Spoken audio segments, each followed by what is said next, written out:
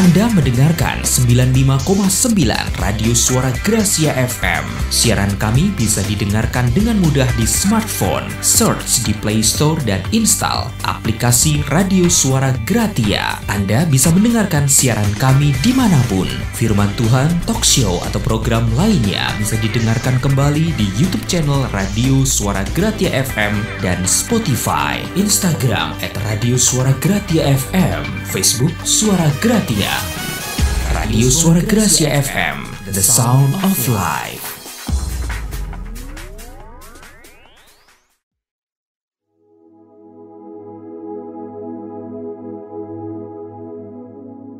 Shalom keluarga Gracia. Pada kesempatan ini kita bersyukur kepada Tuhan karena kita masih boleh merenungkan akan firman-Nya. Kita percaya bahwa dengan merenungkan firman Tuhan, maka hidup kita akan diubahkan. Cara berpikir kita yang keliru akan diluruskan. Cara berpikir kita yang salah akan dibenarkan hanya oleh firman Tuhan. Karena itu mari kita menghargai kesempatan-kesempatan di mana kita boleh membaca, merenungkan, dan mengintrospeksi diri kita. Nah, sebelum kita membaca dan merenungkan firman Tuhan, mari kita berdoa terlebih dahulu. Bapa kami yang ada di surga, kami bersyukur karena kasih setia-Mu kekal selama-lamanya bagi hidup kami. Kasih-Mu tidak pernah berubah, dulu, sekarang, dan selama-lamanya. Bapa, pada saat ini kami mau merenungkan firman Tuhan, karena itu siapkan hati kami, berikanlah kepada kami roh pengertian yang berasal daripada-Mu, sehingga hati kami bisa terbuka untuk kebenaran firman Tuhan. Dan hati kami bisa dikoreksi. Hati kami mau berubah dari sikap-sikap yang salah, dari sikap yang tidak benar.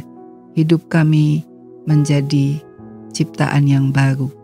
Terima kasih Tuhan Yesus. Kami serahkan Tuhan waktu ini di dalam pimpinan-Mu. Di dalam nama Tuhan Yesus Kristus kami berdoa dan mengucap syukur. Haleluya. Amin.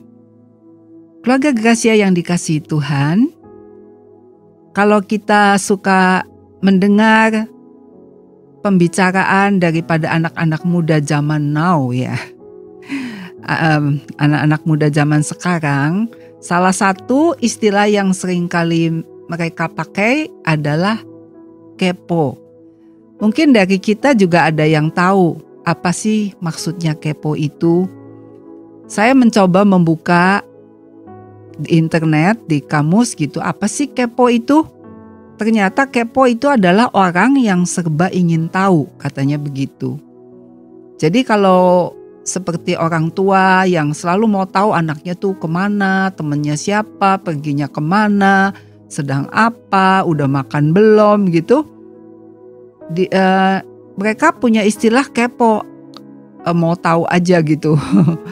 Ya, bahkan katanya, entah benarkah, tapi katanya kepo itu singkatan dari bahasa Inggris yang berbunyi knowing every particular object, katanya. Kepo itu singkatan dari itu. Saya jadi teringat di sekolah Terang Bangsa ada seorang guru yang pada suatu hari dia itu diberi gelar atau predikat sebagai guru yang paling kepo, katanya. Saat itu kepengurusan OSIS membuat sebuah seperti kayak untuk mencari gitu, apakah guru ini paling ramah, ada guru yang paling galak gitu ya. Nah, ada seorang guru yang mendapat predikat paling kepo, katanya. Paling serba ingin tahu. Karena apa? Karena guru ini sangat memperhatikan siswa-siswinya. Jadi kalau sedang istirahat, lalu guru ini suka deket-deket gitu sama murid-murid. Lalu lihat, kamu udah makan belum? Gitu ditanyain. kamu makan sama apa sih? Gitu. Ya kalau yang belum makan, kenapa kamu nggak makan? Ayo makan. Enggak sir, katanya. Nanti enggak, saya nggak apa-apa, katanya dia gitu. Lalu guru ini tahu bahwa wah, kayaknya dia tuh nggak punya uang nih buat makan. Jadi guru ini membelikan makanan buat siswa itu. Ya, saking baiknya gitu, guru itu diberi predikat guru yang paling kepo. Ya, di dalam hidup ini kita sebagai manusia juga suka kepo. Ya, entah kita tuh sadar atau tidak sadar ya, kita tuh suka kepo gitu loh, pengen tahu. Contohnya, kita pengen tahu nanti masa depan saya bagaimana sih gitu ya. Nanti saya ini bakalan menikah sama siapa, nanti saya bakalan kerja apa, saya bakalan jadi sukses atau tidak ya, gitu ya. Banyak orang di dunia ini pengen tahu hal-hal terutama tentang masa depan. Lalu pengen tahu kenapa sih saya dijadikan perempuan, kenapa sih saya dijadikan laki-laki, sehingga ada yang laki-laki kepengen jadi perempuan, ada perempuan yang kepengen jadi laki-laki. Karena nggak ngerti gitu, kenapa sih kok begini gitu ya. Nah, firman Tuhan di dalam Ulangan 29 ayat 29 berkata demikian. Hal-hal yang tersembunyi ialah bagi Tuhan, Allah kita. Tetapi hal-hal yang dinyatakan ialah bagi kita dan bagi anak-anak kita sampai selama-lamanya, supaya kita melakukan segala perkataan hukum Taurat ini. Di dalam Ulangan 29 ayat 29 itu dijelaskan bahwa kita itu tidak bisa atau kita itu tidak selalu bisa tahu akan segala sesuatu yang ingin kita tahu. Karena ternyata di dalam hidup ini ada hal-hal yang tersembunyi. Dan hal-hal yang tersembunyi itu adalah miliknya Tuhan, yang memang kita tidak diberitahu. Begitu. Firman Tuhan bilang begitu, ya.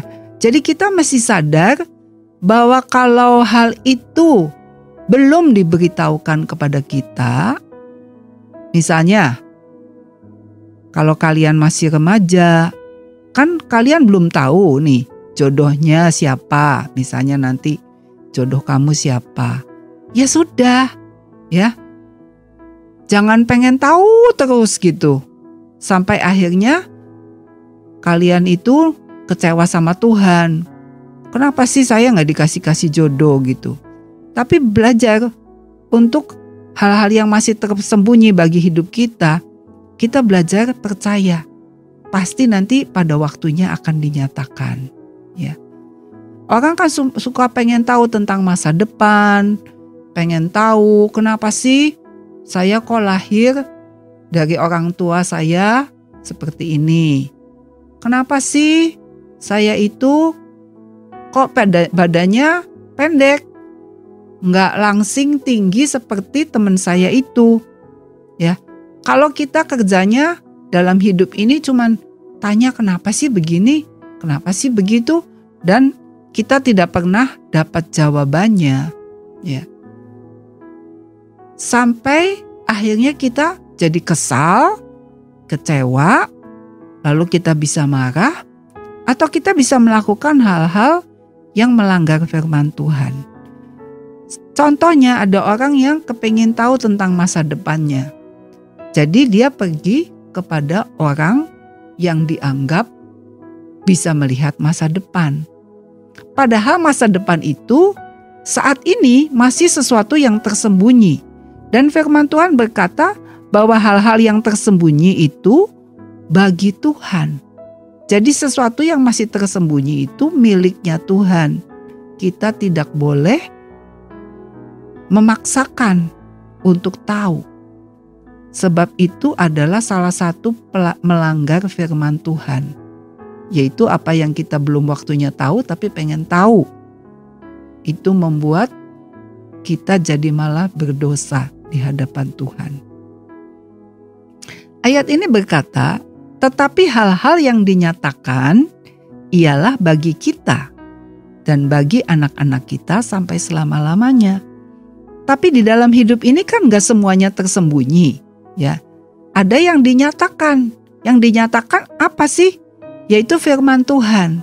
Ya, firman Tuhan berkata, "Hai anak, hormatilah orang tuamu." Itu berarti sudah dinyatakan, firman yang sudah dinyatakan itulah yang harus kita lakukan. Jadi apa yang Tuhan sudah nyatakan, kita sebagai anak harus hormat sama orang tua. Kita sebagai istri harus menghormati suami. Sebagai suami harus mengasihi istri. Ya. Sebagai istri harus tunduk kepada suami. Itu adalah firman yang sudah dinyatakan. Nah, yang Tuhan mau adalah firman yang sudah dinyatakan, ya dilakukan. Itulah yang harus dikerjakan. Itu yang harus dipraktekkan. Janganlah dalam hidup ini kita berkutat kepada hal-hal yang sebetulnya masih rahasia buat kita. Sampai kita malah berbuat dosa. Jangan, ya. Tuhan ingin kalau kita mau menikmati yang baik dalam hidup ini, belajar apa yang sudah dinyatakan oleh firman Tuhan, itulah yang kita kerjakan. Ya. Kalau firman Tuhan bilang, kamu mau hidup baik, kalau kamu mau menikmati hidup yang baik, kamu harus menjaga lidah kamu. Kamu harus hati-hati di dalam berkata-kata. Jangan sembarangan berkata-kata. Sebab kalau kamu sembarangan berkata-kata, suka caci maki, suka ngomel-ngomel, suka bersungut-sungut, nanti masa depan kamu akan banyak kesusahan. Nah, firman Tuhan kan sudah bilang begitu. Jadi kita harus belajar untuk mentaatinya, melakukan apa yang Tuhan katakan itu. Ya.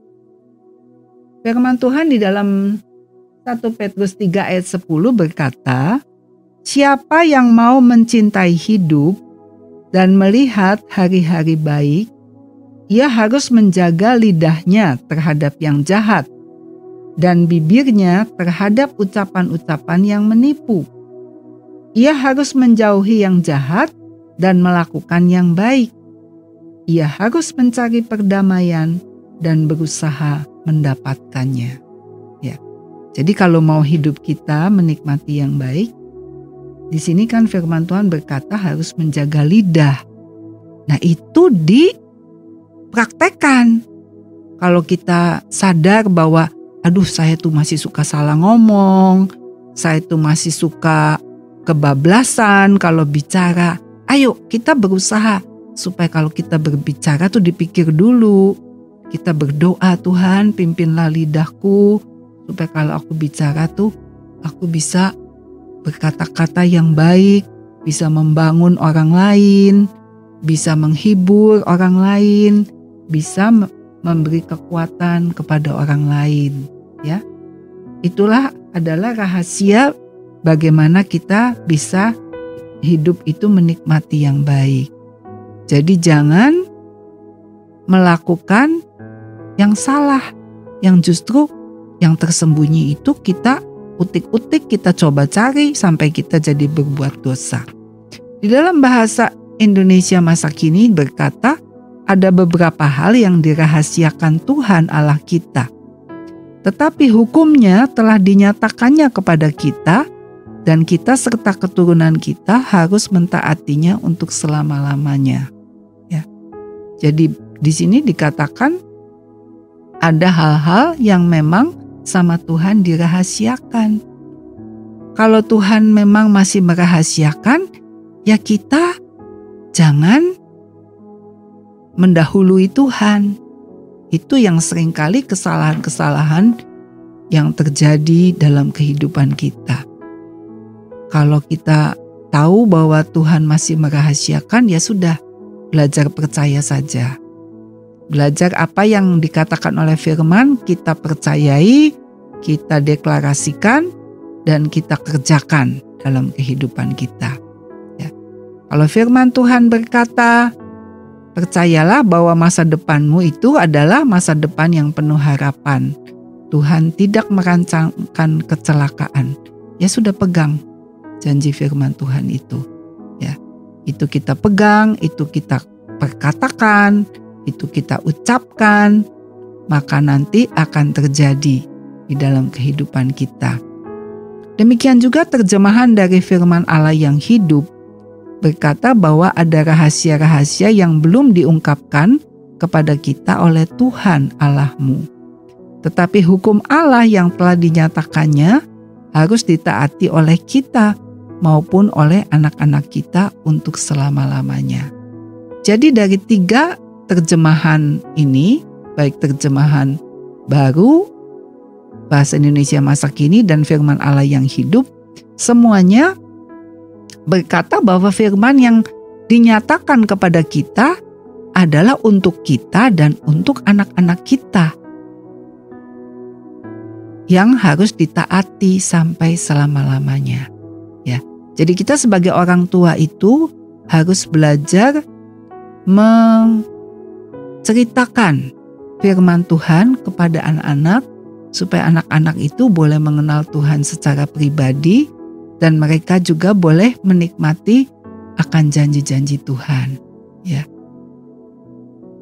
Seringkali kalau sebagai orang tua, kalau kita mengucapkan firman, ya kadang-kadang sepertinya anak-anak kita seperti kurang suka karena merasakan kok cerewet gitu rasanya ya.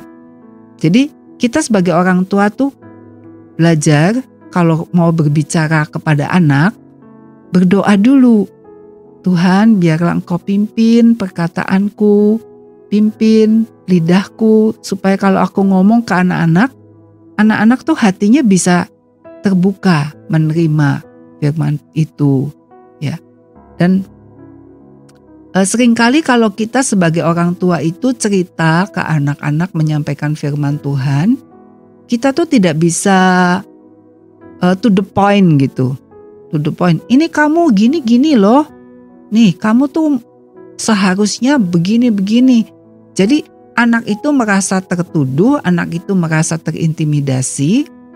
Jadi anak itu merasa, oh kok saya lagi?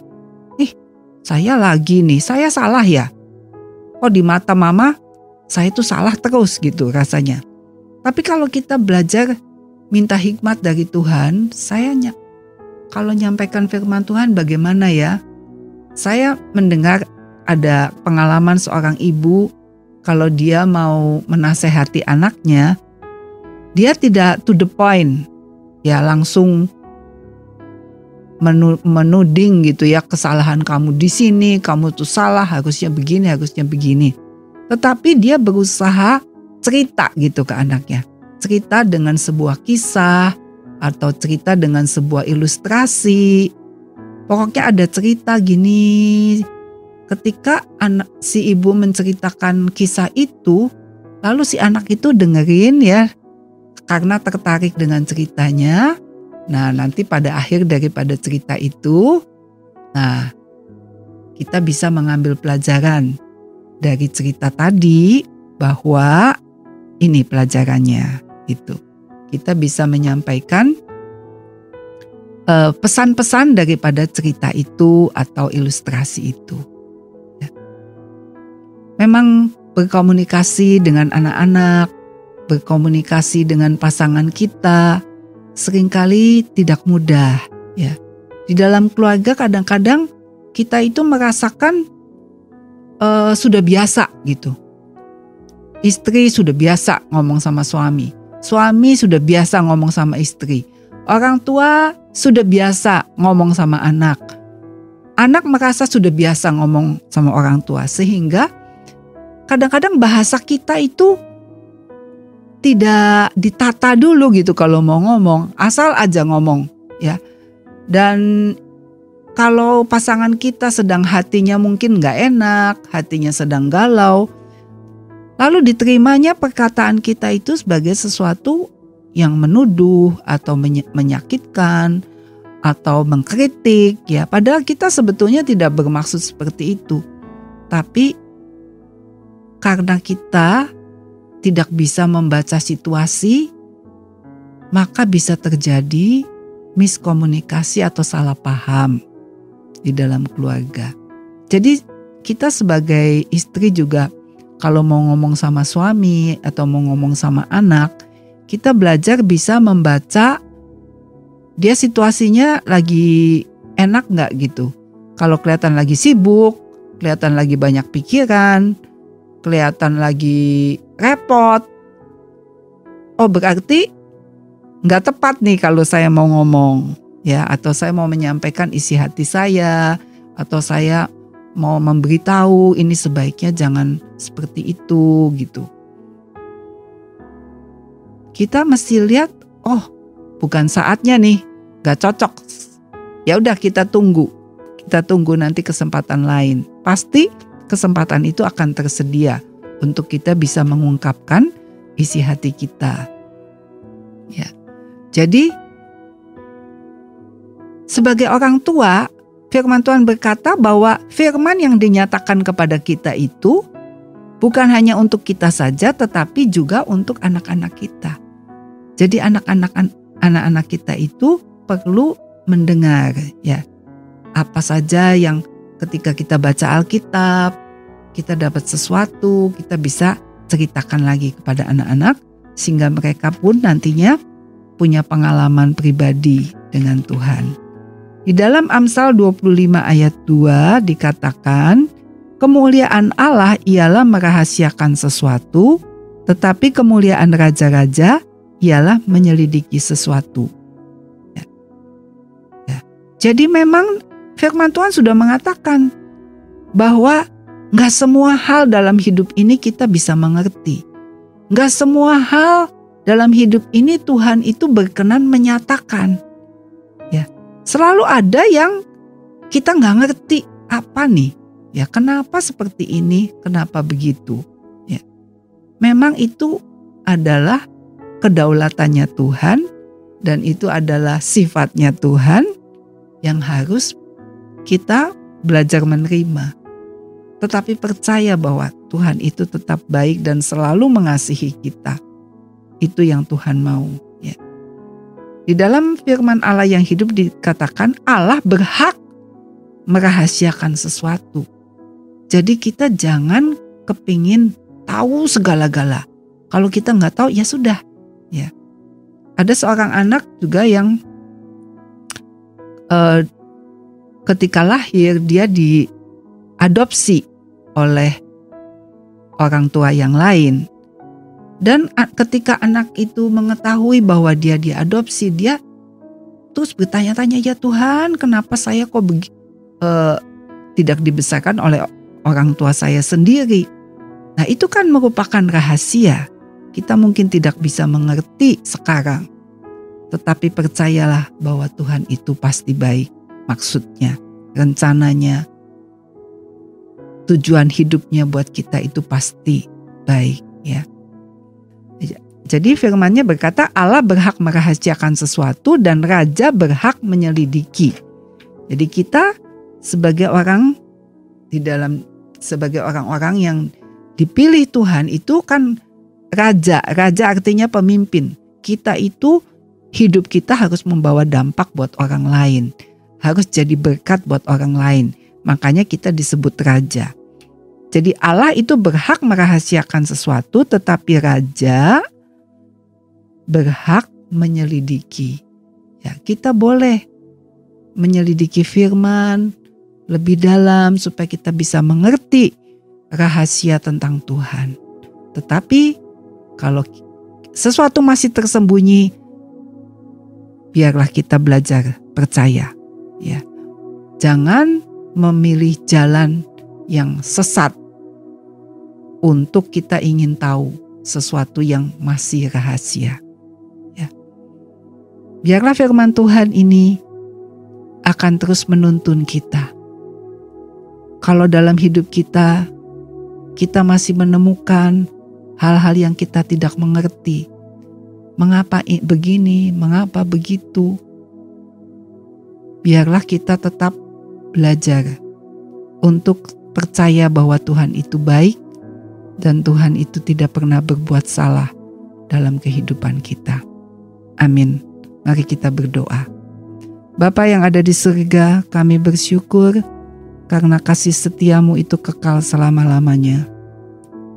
Bapa, saat ini kami berdoa supaya kami belajar percaya jika di dalam kehidupan kami masih ada hal-hal yang dirahasiakan oleh Tuhan atas kami. Kami seringkali tidak tahu Tuhan, mengapa kami diciptakan sebagai wanita atau sebagai pria. Mengapa kami diberikan profesi yang mungkin tidak seperti cita-cita kami. Tetapi Tuhan, kami mau belajar percaya bahwa apa yang Engkau berikan itu pasti yang terbaik. Ajar kami untuk tetap setia kepadamu, kami tetap setia untuk membaca firman-Mu, sehingga Engkau bisa menjawab pertanyaan-pertanyaan yang ada dalam hidup kami. Keinginan-keinginan yang kami ingin tahu, yang kami belum mengerti, akan Engkau bukakan melalui firman-Mu. Karena kami percaya Tuhan, firman-Mu adalah jawaban bagi kehidupan kami. Terima kasih Bapa di surga, untuk waktu sore hari ini kami sudah merenungkan firman-Mu. Kami percaya firman-Mu adalah kehidupan dan firman-Mu akan terus memproses kehidupan kami, sehingga kami menjadi ciptaan baru yang menyenangkan hati-Mu. Di dalam nama Tuhan Yesus kami berdoa dan mengucap syukur. Haleluya. Amin.